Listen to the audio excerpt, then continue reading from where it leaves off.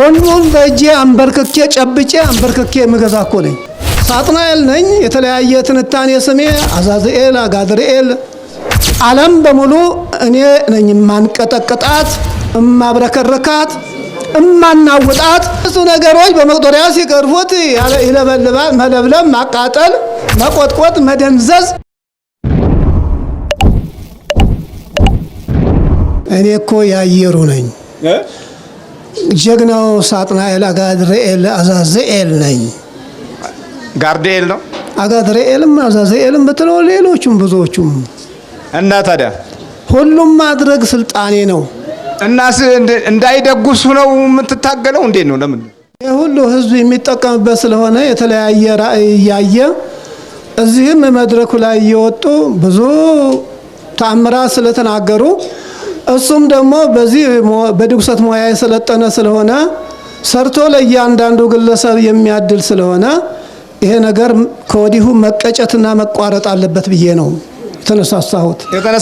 አሁን ይሄም ብቻ አይደለም፣ እጁን መኮርተም ቆልፌው ነበር። ማን ፈርቼ ሁሉን በእጄ አንበርክኬ ጨብጬ አንበርክኬ የምገዛ እኮ ነኝ። ማን ነው ስምህ? ሳጥናኤል ነኝ። የተለያየ ትንታኔ ስሜ አዛዝኤል፣ አጋድርኤል የምባለው እኔ ነኝ። ዓለም በሙሉ እኔ ነኝ ማንቀጠቅጣት፣ እማብረከረካት፣ እማናውጣት። በቤተ መቅደሱ ገብቼ እንደ ቴፕ ሪኮርደር ማሽከረክራቸው እኔ ነኝ። ማን ነው ስምህ? ሳጥናኤል። ጥንተ ስሜ ሳጥናኤል፣ በአሁኑ ዲያብሎስ ነኛ። እንዴ በድፍረት ዲያብሎስ ነኝ ትላለህ? ምን ትበል ታዲያ? አሁን እኮ በጽኑ እጅ ተይዤ ነው እያንዳንዱንማ ማሽከርከርና መድፋት። ይሄም እንኳን ሌት ተቀን የሚጸልየውን አልቻልኩትም ነበር። በአጋጣሚ ስልቶች እየተጠቀምኩ ስራ ሲሰራ እየጸለየ ነው። አቡነ ዘበሰማያት የሚለውን ይጸልያል፣ እየሰራ ይጸልያል፣ እየሰራ ጸሎተ ምንድን የሚለውን ይጸልያል። ጸሎተ ምንድን ነው? በቃ እሱ ነው። አትጠራም እሷ። ማን ነው ስሟ? 21 ይቀላል። 21 ማለት ይቀላል። ይሄ በጣም ሲምፕል ነው። ቀላል ነው። ሲምፕል ነው። 21 በጣም ቀላል። እሷን አራቱን ፊደላት ግን መጥራት በጣም ተራራን በደማሚት ወይም በግሪደር መደምሰስና ማፍረስ ነው። የቷን ስም መጥራት? 21ን። ሌላው ቀላል 21ን ከባድ ነች፣ ከባድ ናት። እሱም በጣም ይወዳታል። ያለሷም እንቅስቃሴም የለውም። ጸሎቱም፣ ስራውም፣ ኑሮውም ከልጅነት ጀምሮ ስለሆነ እጅግ ይወዳታል። ይሄናል መፈታተ ምን አመጣብህ? እንደው ምን ጣለብህ ነው? ከልጅነቱ ጀምሮ የስለት ልጅ ስለሆነ እጅግ አድርጎ ፈጣሪውን ስለሚወድና። ስንት ዓመት ነው? እኔ አድፍጠህ ከተቀመጥክ ማለት ነው። ያሁን በስራው ላይ ነው የምትለኝ ወይስ እንዴት ነው? አይ ልክ እሱ ላይ አድፍጠህ ከተቀመጥክ። እሱ ላይ አድፍጬ ከተቀመጥኩ ብዙ ጊዜ ነው። ወደ 68 ዓመት ይሆነኛል። ቁጭ ብላል? አዎ፣ በተለያየ አክሽን ልቡን ይዤዋለሁ። ልቡን ሰቅስቄ ቆልፌ በ15 ሳንቲሜትር ምስማር ቸንክሬ እንደያዝኩት ነው የምቆጥረው። እኔ ልቡን አባክንበታለሁ፣ ሰብስቤ ይዘዋለሁ። እንዳያስብ፣ እንዳይጸልይ፣ ትርጓሜ እንዳይተረጉም፣ ምስጢራት እንዳያመሰጥር፣ ድርሰት፣ ቅኔ፣ መጻሕፍት፣ ብሉያትን፣ አዲሳትን፣ ሊቃውንትን፣ አቡሻህርን ተንትኖ አየራት ፈለካት ተርጉሞ እንዳይናገር፣ ምስጢር እንዳያበዛ፣ በሊቃውንቱ ፊት እንዳይወደድ። በእርግጥ ሊቃውንቱ ይወዱታል፣ ኋላም መልሰው ያደባዩታል።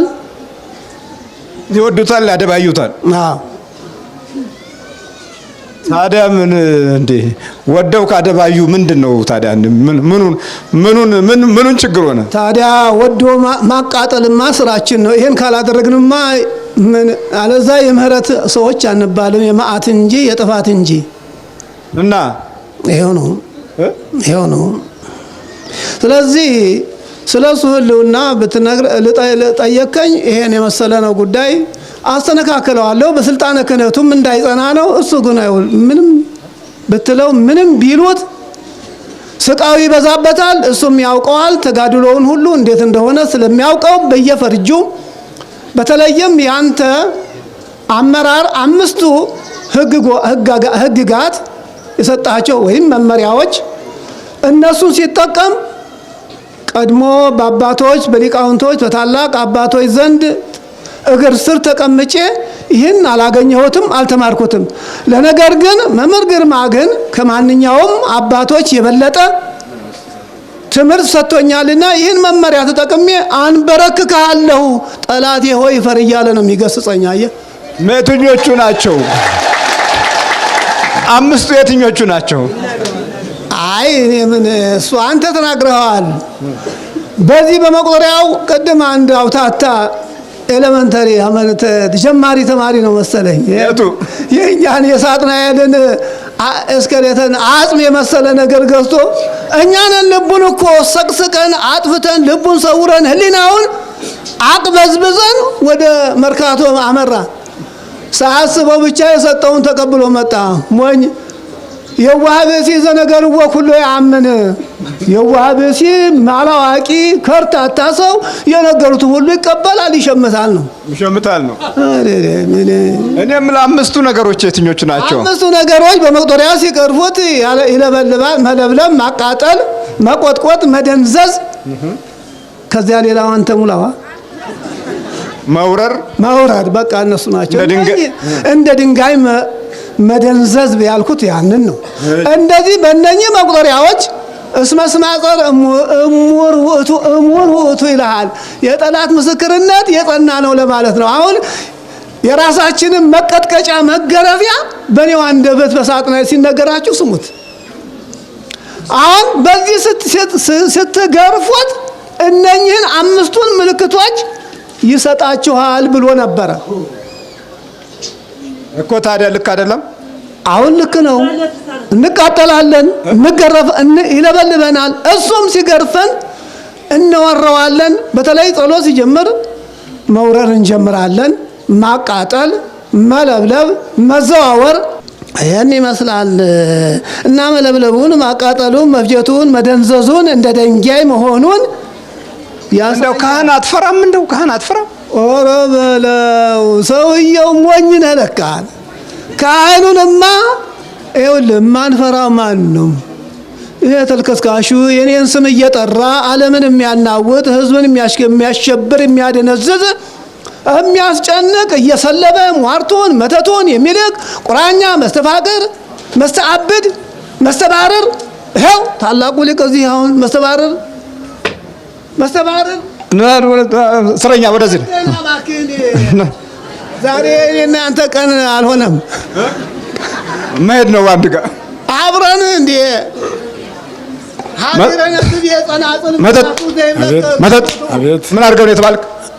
አንከራተው አብረው አገር ለቆ ይሄ እኛ አባት በጣም በዚህ ደብር ውስጥ ትልቅ አባት ናቸው። ግን የጠላት ኃይል አለ። አድፍጦ ቁጭ ብሏል።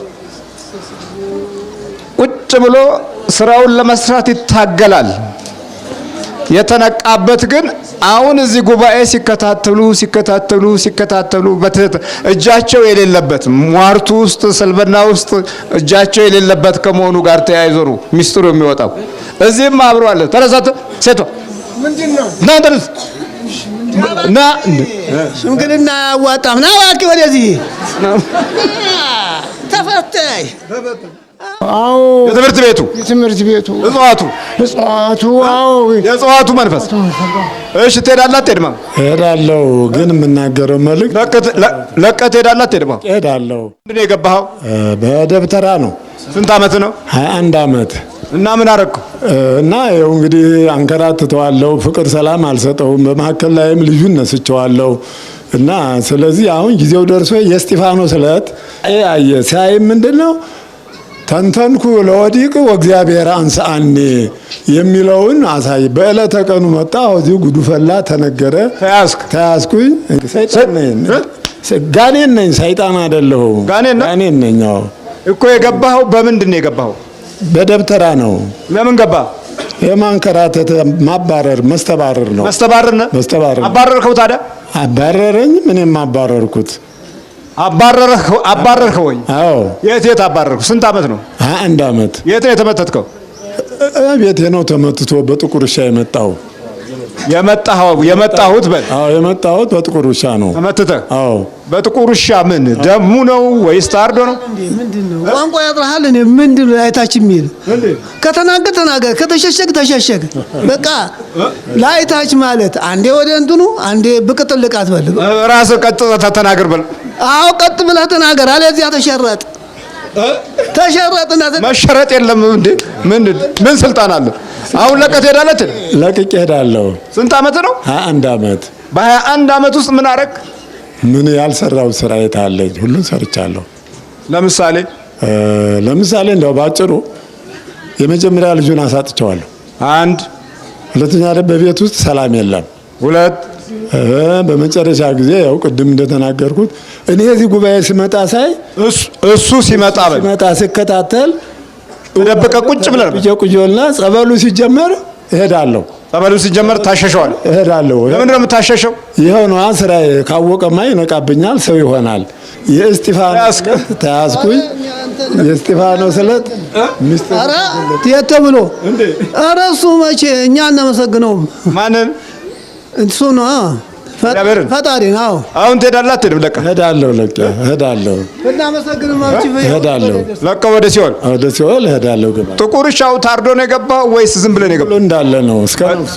በነፍሱ ተልከህ ነው የገባው? በነፍሱ ተልኮ ነው የገባው። አዎ። እሺ ይቀድስ የለም? ለምንድን ነው ታዲያ? ሲቀድስ የት ውጭ ትቀራለህ? መቅደስ አልገባም። እኔ ማህሌት ነው መዘምር ነኝ። መዘምር ነው? አዎ።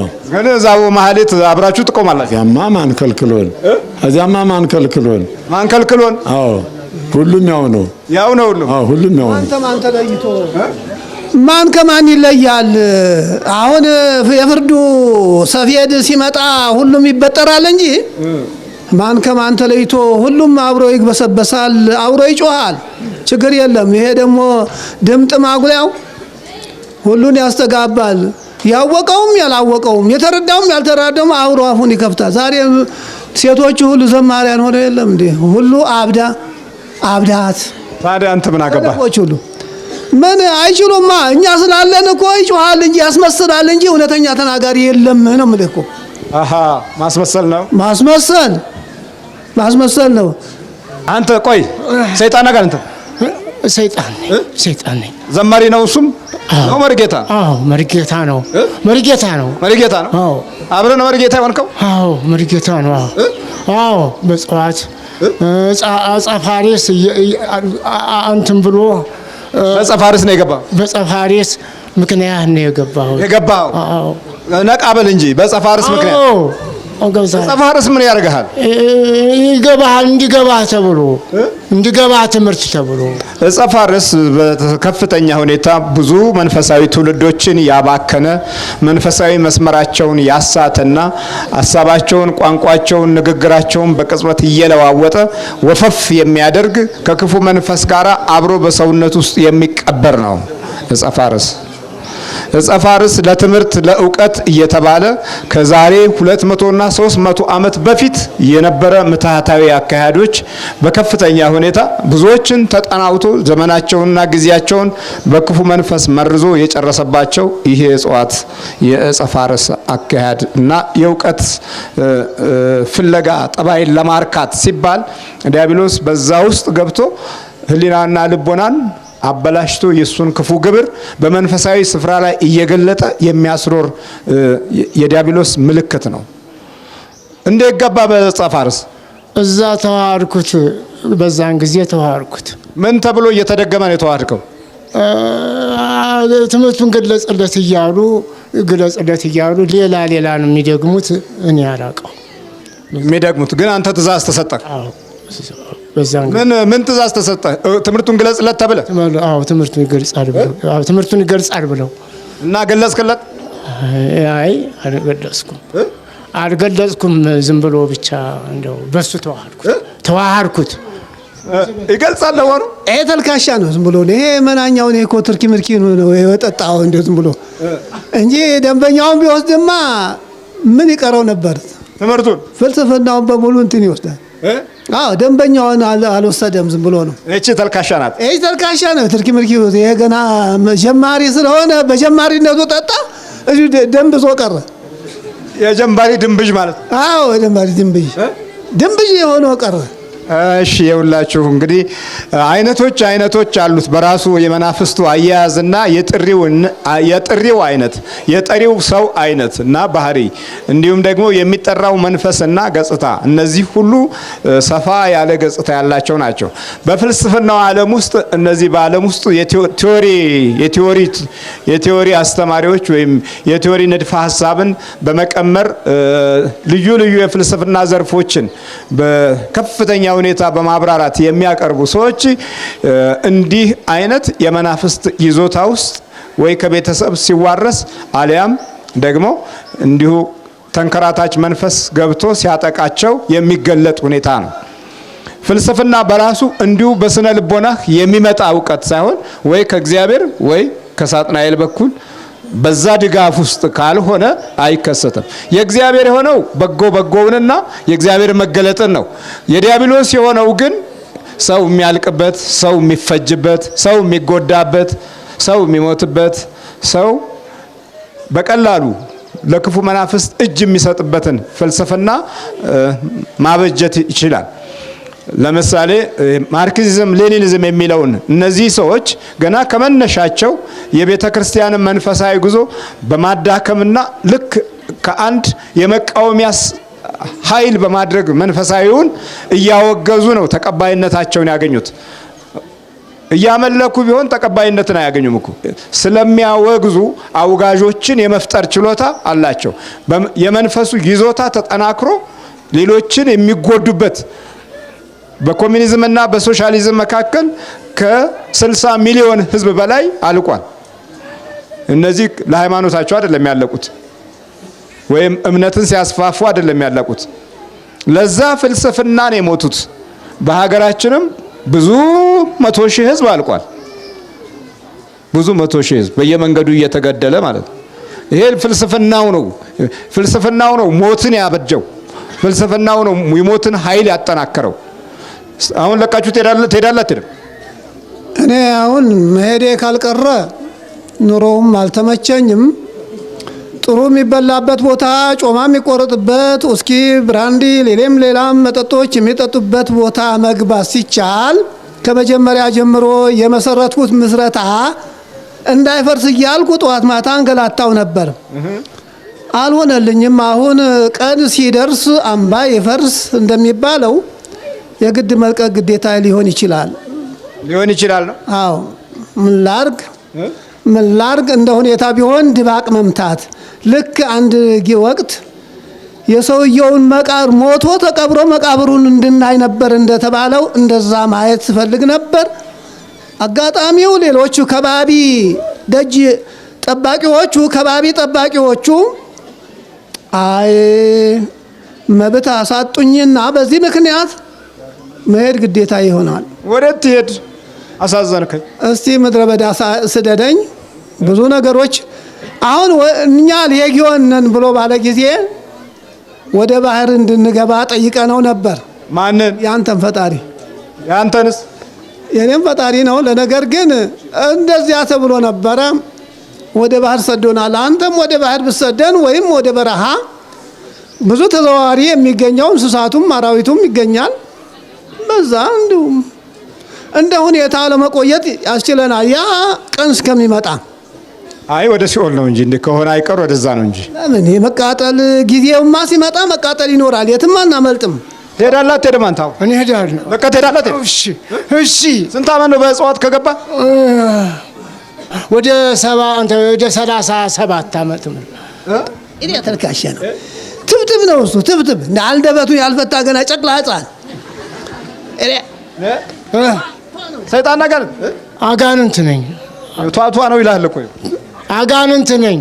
አሁን ለቀት ሄዳላት ሄዳለሁ። በቃ እኔ ምን ተጨንቄያለሁ። በቃ ወይንም መንፈሳዊውን ሰው የምትይዝበት ዋና ዓላማዎችን ንገረኝ እስቲ። አሁን ዋና ዓላማዎችን እንደው አሁን የናል ዘመን አንተ አብረህ ኖረህ በቤተ እግዚአብሔርም አብረህ ተመላልሰህ ገብተህ ወጥተህ ይሄን ያህል ጊዜ መቆየትህና ይሄን ያህል ዘመን ማጥቃትህ ምንድነው? ዋና ውስጥ ዓላማህ ምንድነው? ዋናው ዓላማው ለብዙ አንድ ሰው ሚሊዮን ዘመን ሊኖር አይፈቀድለትም እንጂ ቢኖርም እንኳን የኛ ቁርኝት እስካለው ድረስ አንለቀውም እስከ መቃብር ድረስ። ለምን? ምክንያት ያ ሰውዬ ጠቃሚ መሆኑን ካወቅን ያቺ ሴት፣ ያ ወንድ፣ ያ ወጣት፣ ያ አሮጌ፣ ያ ሽማግሌ ካህንም ይሁን ማንም ይሁን የሃይማኖት ጽናት ካለው፣ ንጽህና ካለ፣ ቅድስና ካለ፣ እውነተኛ ከሆነ ይህን ሰውዬ እችን ሴት ያን ሰው የግድ ሙጥኝ ብለን አንድ ቀን ድል አድርገን መቃብር እስከምንመታው ድረስ ፈተናችንን አናቋርጥም። ለምን? የሚጸልይ ከሆነ አንችልም። ጸሎት የሚያበዛ በመጸለይማ ገብቶ ንባብ ነው የጸሎቱን ስልት። ጸሎት ምንድነው? እሱ ጸሎት ማለት እንዴት ነው? ጸሎት ማለት አንተን መቃወም የሚያስችል ጸሎት እንዴት ነው? ምንድነው የሚጸለየው? መድገም አለበት? ይኸው ጸሎት እኮ ብዙ ነው። ከኦሪት ዘፍጥረት እስከ ራዕየ ዮሐንስ ብትለው ጸሎት ነው ከጸለይከው። ግን ስልቱን አውጥተህ የምትጸልይበት ሌላ ጉዳይ አለ። ይሄንን በንጽህና ሆኖ ልክ እሱ እንደሚያስተምራችሁ አሁን ለእናንተ እኔን መቋሚያ መናገሬ ነው። መቼም ላድርገው ልናገረውና ይለይልኝ። እጆቹን ዘርግቶ እንደኛ እኔ አጃቢዎች ጴንጤዎች አይናቸውን ጨፍነው እንዲህ ቢሉ አይሆንም። ፈጣሪያችን የእናንተም የኛም ወደ ሰማይ ቀና አለ፣ እጆቹን ዘረጋ፣ ጸለየ። እናንተም ቢሆን ማነብነቡ የትም አይደርስም። የከናፍር የአፍ ልማድ ይሆናል እንጂ አይሰምርም። በገዳማት እያናወጥን የምናስወጣቸው እኮ ጽናት እያጡ ነው። የሚጸልዩትን አያውቁም። ወኢየአምሩ ዘይብሉ የሚናገሩትን አያውቁም፣ የሚጸልዩትን አያውቁም ማለት ነው።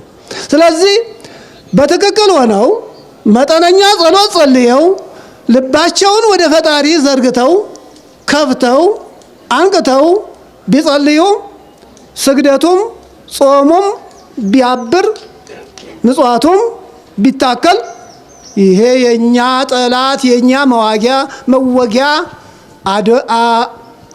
አቶሚክ ኒኩሌር ሆኖ ያጠፋናል፣ ያጠፋችኋል። አዎ አሃ እንግዲህ እናዘዘው። እስቲ በዘርፉ ለመያዝ የምትጠቀሙበት ዋና ምክንያቱ ምንድን ነው? ለመያዝ የምንጠቀምባቸው መሳሪያዎች ጥያቄ እኮ ዝም ብሎ ይሄ ጋዜጠኛ ጥያቄ ሆነብኝ እኮ። ንጉሥ አትፈራ? ጋዜጠኛ ንጉሥ ነገሥት ቢሆን መሪ ቢሆን አያፍርም፣ አይፈራም። ተልኮ ነውና ስራው ነው። ለአንተም አሁን ተልኮ ስለሆነ አታፍርም፣ አልፈራኸኝም። የመያዣችን ስልታችን አንደኛ እንደ ልቡ እየበላ እየጠጣ ምሳር እንደቆረጠው ግንድ ተጋድሞ የሚያድረው አዎ እሱን ጾም ጸሎት የሌለው ፍቅር የሌለው ትህትና የሌለው አመንዝራነት የሚያበዛ ሟርት መተተኛ የሆነ ጠንቋይ ከዋክብትን እየገለጠ የሚጠነቁል አንድ እሱ ስር ማሽ ቅጠል በጣሽ። ይህንማ እሱም አደገኛ ነው። በየቦታው ሲያስተምር ስር ማሽ ቅጠል በጣሽ ወዮልህ፣ አምስቱ ውሾች የእግዚአብሔር መንግሥት አይወርሱም እያለ ይሰብካል። እና የእነዚህ አይነት ሰዎች ተወዳጅ እነዚህን ሰዎች እንደ ልቤ ጌታ ምን አለ ዳዊትን? እንደ ልቤ ሰው አገኘሁ አለ።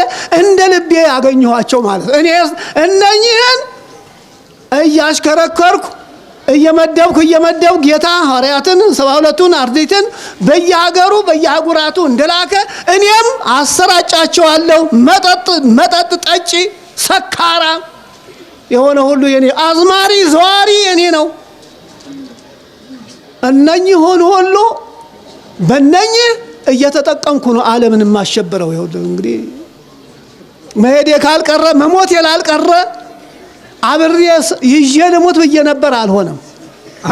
አልሆነም። ወይኔ የምልህ ቆይ መንፈሳዊውን ለየት አድርገህ የምታጠቃበትስ ወደ ቤተ እግዚአብሔር የሚመጡት ይሄ እነኚህ ሴቶቹን ታያቸው፣ ሴቶቹና ወንዶቹ፣ ሽማግሌዎቹ ደግሞ እንደዚህ ሰውዬ ገረጀፉት ግራጫ የመሰሉት ሁሉ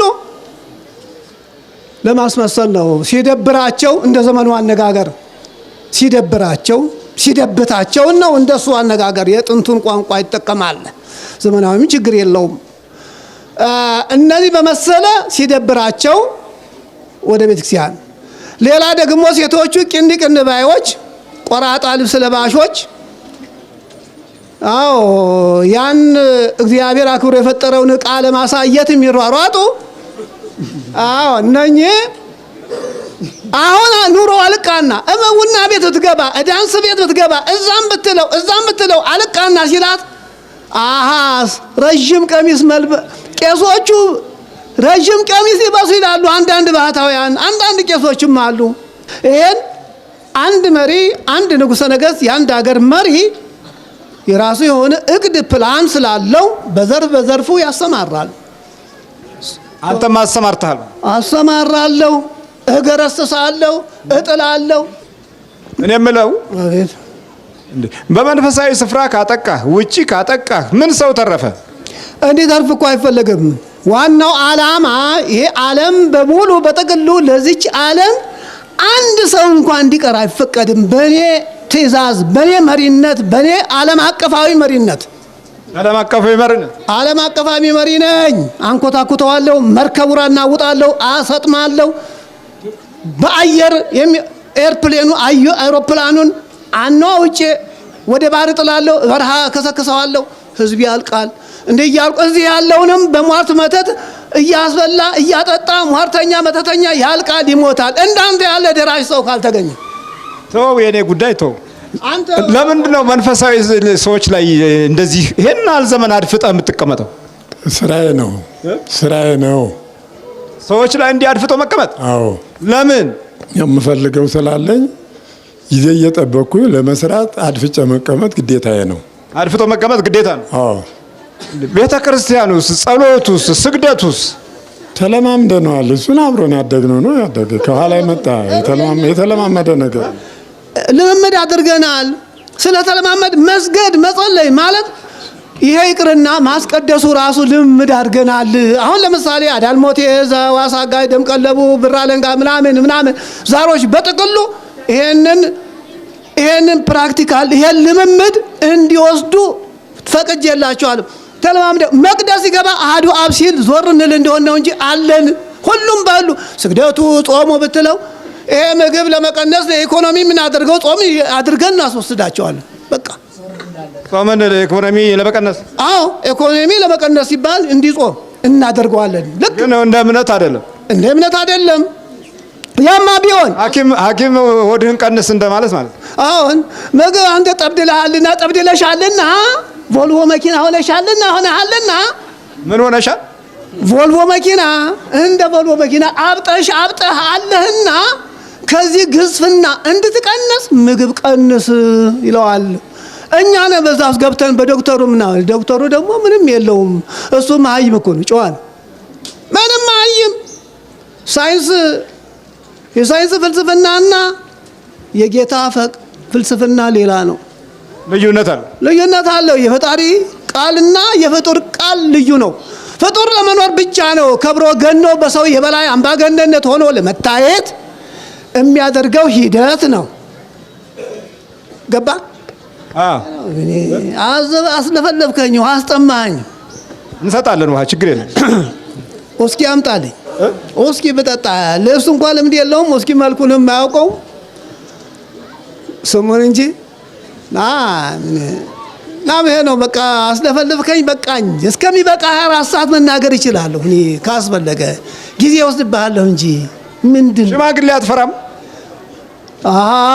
ሽማግሌውማ እንዳይኖር ነው የሚፈለገው። በተለይም ቁም ነገር ያለው ሽማግሌ ካለ እሱን እንደ ጋማ ፈረስ ተቆራኝቶ መኖር ይመረጣል በእኔ ዘንድ። እንደ ጋማ ፈረስ? አዎን፣ ጋማው ላይ ወጥቶ ለመኖር ማለት ነው። ግን አይቻልም። ፈራ ተባ እያልኩ መፈተኔን አላቆምም። ፈራ ተባ እያልኩ? አዎ። ካህን እንደው አትፈራም? አልፈራም። ለምን? ካህን እኮ ቅዱስ የሆነውን እግዚአብሔር ቅዱስ ይላል፣ ብሩክ የሆነውን እግዚአብሔር ብሩክ ይላል። አብረህ ቁጭ ብለህ እንዴት ነው እንደዚህ ተለማምደን አድርገናል። ተለማምደን አብረን ያደግነው ተለማምደናል። አዎ በትንቢተ ዘካርያስ ምዕራፍ 3 ላይ ታላቁን ሊቀ ካህን ኢያሱን ለዘመናት ክፉ መንፈስ ይዞት በነበረበት ጊዜ ከባቢሎን ተመልሰው የእግዚአብሔርን ቤተ መቅደስ ለመስራት በሚደረገው ጉዞ ውስጥ ክፉ መንፈስ ወደ ኋላ ይጎትታቸው ነበር። ወደ ቅድስት ሀገር በሚወስደው መንገድ ላይ እየጎተተ ብዙ ችግር በሚፈጥርበት ጊዜ እግዚአብሔር ደግሞ ሕዝቡን ለመማር ያደረገውን ጉዞ ስናይ ምን አለው? ኢየሩሳሌምን እና ቤተ መቅደሱን የመረጠ እግዚአብሔር ይገስጽህ አለው። ሰይጣን ሆይ አለው። ሰይጣን ሆይ ኢየሩሳሌምን የመረጠ እግዚአብሔር ይገስጽህ አለና አሁን ተደብቆ የነበረውን በቀኙ ቆሞ የነበረውን ክፉ መንፈስ አስወገደለት። ከዛ በኋላ ከባቢሎን ለመውጣት የሚደረገው ጉዞ ውስጥ የእግዚአብሔር አምላክ መላእክት እርዳታ ሆኖ ቤተ መቅደሱን ለመስራትና ወደ ፍጻሜ ለማምጣት ትልቅ አባት ሆኖ አገልግሏል። ታላቁ ኢያሱ ሊቀ ካህን እንደውም ሊቀ ካህን ነው። የእግዚአብሔር እሳት መኖሪያ የነበረ እንደውም ከእሳት የተነጠቀ ትንታግ ነው ያለው ካህኑን ማለት ነው። ሆኖም ግን ውስጡ በቀኙ በኩል ቀኙን ይዞት ነበር። ልክ ነው። የዛን ጊዜ እሱ ለሃይማኖቱ ቀናኢ እስራኤልን ከሙሴ ቀጥሎ ከሙሴም በላቀ ሁኔታ ሲመረጥ ልዩ እድል ስላለ በጣም ከባድ። ለምንድን ነው ቀኙን የምትይዙት? ቀኝ ርቱ ነው፣ ቀና ነው፣ በጎ ነገር ያስባል፣ በጎ ይመለከታል፣ ሰው ሁሉ በጎ ያደርጋል፣ ቢወረውር ያርቃል፣ ቢጨብጥ ያደቃል። ስለዚህ ቀኝ ብርቱ ስለሆነ ቀኝ ከተያዘ መንቀሳቀሳቸው፣ ግራ ደካማ ነው፣ ማንም ይገረሰዋል፣ ማንም ያሸንፈዋል፣ ማንም ይጨብጠዋል። ስለዚህ ቀኙን ነው የምትይዙት? ቀኝ ይያዛል። ይሄ ኢያሱ ታላቅ ሰው ነበር። ሰይጣንና ጋኔን ሰይጣን ሳጥናኤል እኮ እያልኩ ሳጥናኤል ነው። ሰይጣን ማለት ሳጥናኤል ነው፣ ዲያብሎስ ነው። ነኝ በላት አለ። ነኝ አዎ ነኝ። ደፍረ ነው ነኝ የምትለው አሁን እዚህ ህዝብ ቤት እንደው በኩራት ማንዴ ስሜ እኮ ነው። አሁን ስሙ ይሄ አሁን በመጽሐፍ ስሙ አልጠራውም እንጂ በዓለማዊ ስሙ ኃይሉ ነው። ኃይሉ ከተባለ ኃይሉ ነው። ሌላ ሞክሼ ሊኖር ይችላል። የአባት ስም ያስም ይቀጥላል። እና እዚህ አታፍርም? እዚህ ህዝብ ፊት አታፍርም? ዘይን ስም ስጠራ ምን ቁጫጭ አይደለም እንዴ? ምን እሱ እኮ የኔ ቁጥጥር ስር ነው ያለው። እያንዳንዱ ይብረከረካል ጊዜውን ጠብቆ። ጋኔል አቤት ጋኔል ነው። አቤት ሊቀ መዘምር ሆኖ አብረህ ትዘምራለህ? በደንብ ነው የምዘምረው አብረህ። አዎ ጉድ እኮ ነው። ይበልልን እስቲ አንዱን እስቲ የቅኔ መምህር ናቸው። የቅኔ መምህሩንም አልፈራ፣ የቅዳሴ መምህሩንም አልፈራ። ይሄም ቢሆንም ቅኔውንም ድጓውንም ይዘርፍልሃል፣ ችግር የለውም። ግን ቁጭ ብለህ ምን ቸገረን? ተመሳሰል መኖር ነው። ተመሳስሎ መኖር ነው። ምክንያቱም አንድ የጦር ስልት ያወቀ ሰው ስልቱን መስሎ ነው። የፖለቲካ ሰው ፖለቲካን ለማጥመድ ሲፈልግ በደህንነት ደረጃ ከጠጪው ጠጪ፣ ከሌባው ሌባ፣ ከካህኑ ካህን፣ ከቤተክርስቲያን ሳሚ ከሆነው ቤተክርስቲያን ሳሚ መስሎ ያን ጠላት ማጠቅ። እኛም እንደዚህ ሆነ ለመጣል እንመሳሰላለን። አዎ የደህንነት ስራ አሰራር አይነት ዘዴ ነው የተማራችሁ። አሁን ይሄ ሙያችን ነው። እኔ ማሰራጨው አይደለም እንዴ? ለዓለም ሁሉ የሚጠቀምበት ይሄ መሪዎች አውሮፓውያን ኤዥያውያን የሚጠቀሙበት እኔ በማስተላልፈው መርህ መሰረት ነው። ሌላ ምን አለው? የራሱ የሆነ ምን አለው? ምንም የለውም። ባዶ እኮ ነው። ሰው የራሱ የሆነ የለው። ከባህር እየጎተተ የሚጠቀምብን በዚህ ነው።